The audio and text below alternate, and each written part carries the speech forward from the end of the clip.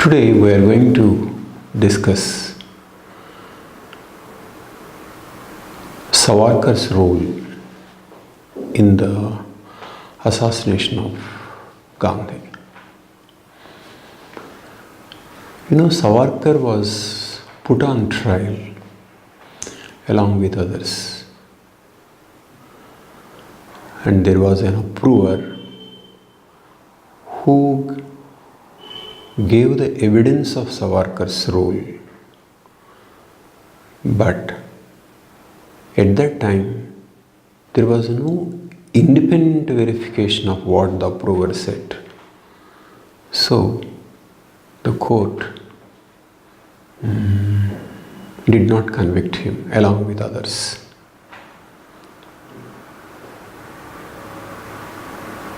So that was how Savarkar was not convicted.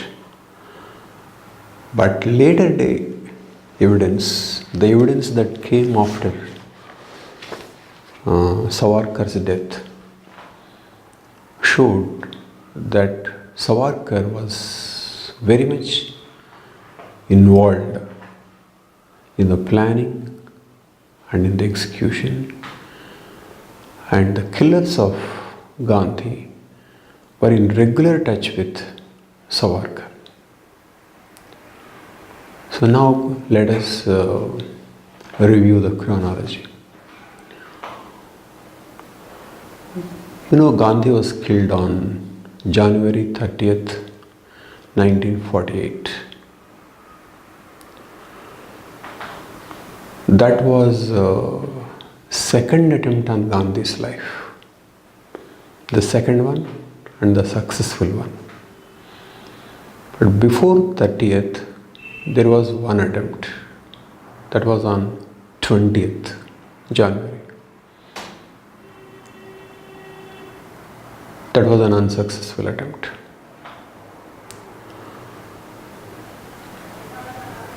And when that unsuccessful attempt was made on 20th, or after that attempt, one by name Madan Lal, who was involved in it, was arrested. And it was he who told the police who were all involved in the plot. On 20th,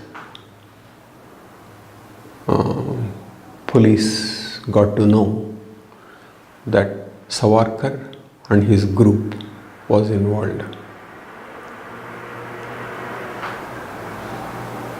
And then they tried to find, but they couldn't. And the same people attempted on 30th, and this time they were successful. And after that, Godse was arrested, and along with Godse, others also. And there was one man by name Digambar Bajje, who was involved in this planning, who was involved in attempt on 20th and the attempt on 30th, who became an approver.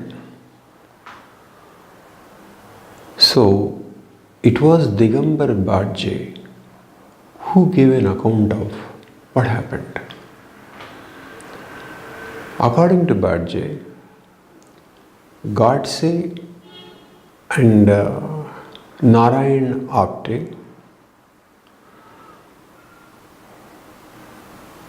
along with himself, Bajje, went to Savarkar's Sadan, that was house where Savarkar was living in Mumbai, on January 14th. And Apte was carrying the material that was expected to be used on 20th.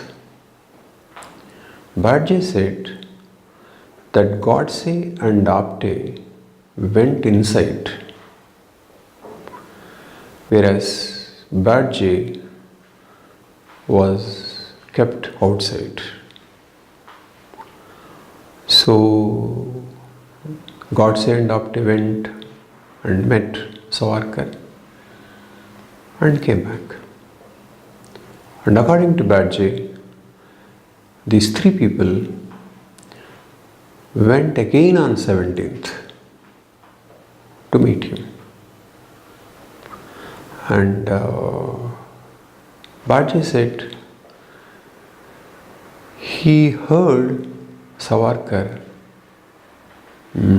telling Godse that be successful and come back. And while coming back, Apte told Barje that Savarkar predicted that Gandhiji's 100 years were over and the mission would be successful. So, in a nutshell, Barje said these two, Narayan Apte and Godse, met Savarkar on 14th and 17th, and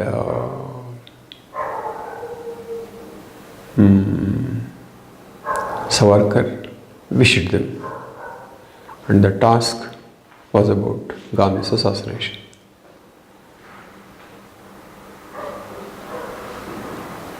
And that failed.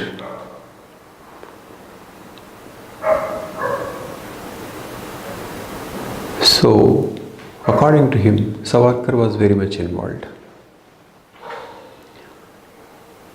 So it was on these issues Savarkar was questioned. Savarkar, of course, denied any involvement in the murder. He said they didn't meet him at all. He said Barje or Apte and Godse didn't meet him on those days of January or anywhere near. He didn't meet.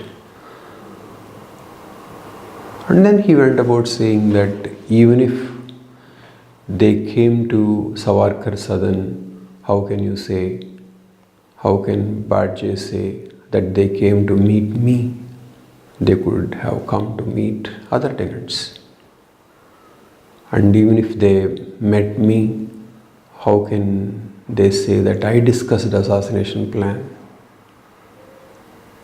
And even if I discussed something, even if I accompanied them, even if I said be successful and come back, how can it be inferred that success refers to killing Gandhi? Of course, it is very difficult to say what they have proved, what they discussed, and what be successful and come back means. But then Savarkar said categorically that these people did not meet him on those days of January or anywhere near. So, Justice Charan was investigating this case, and he found Barje's evidence, his account was very, very truthful, consistent. But then he couldn't find any independent corroboration of Barje's account. There was evidence to show that Godse and Apte went near Savarkar Sadan and even inside, but there was no evidence to say that they met actually Savarkar. So justice left Savarkar. Though he believed that there was a strong case against Savarkar. So very narrowly Savarkar escaped. But how do we know now that Savarkar was involved? There was an investigation afterwards. In 1969, Jivan Lal Kapoor Commission was constituted to look into Gandhi's assassination once again. This time it was not to punish anybody but to unravel the truth.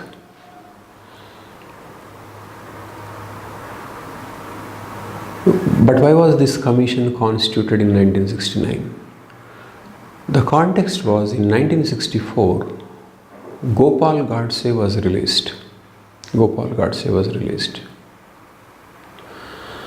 And one function was arranged, and in that function, Tilak's grandson had said that he knew about Godse's plan to kill Gandhi.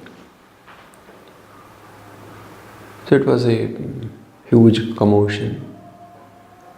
And then the government decided to find out who are all knowing the plot. So that was the context of constituting the commission. And commission examined the previous evidence and the new evidence, and more importantly, two close associates came forward to tell the commission what happened those days. Savarkar's bodyguard was one among them, and Savarkar's secretary was one among them. And then there was some more evidence given by the police commissioner. Savarkar's bodyguard and secretary said that Narayan Apte and Godse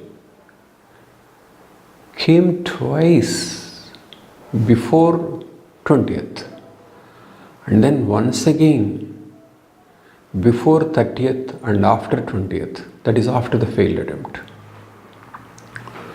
And then they also said Madan Lal and Karkare also came in January